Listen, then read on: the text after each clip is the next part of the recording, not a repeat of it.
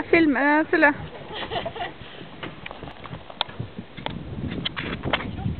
Hei, Lukas. Lukas. Se.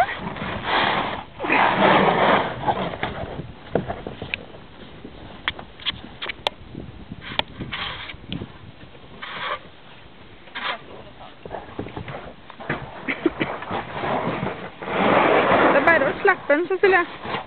Det er bare å slappe den så lenge du ser etter noe, men...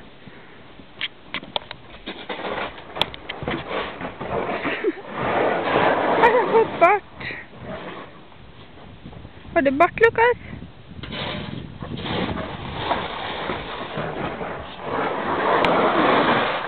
Skal jeg bare slappe? Nei, ikke nå.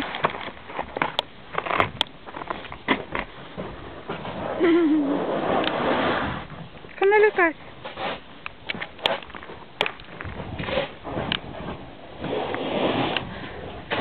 Kamerasky. Men han føler som regel ikke over det da. Han er linseløs.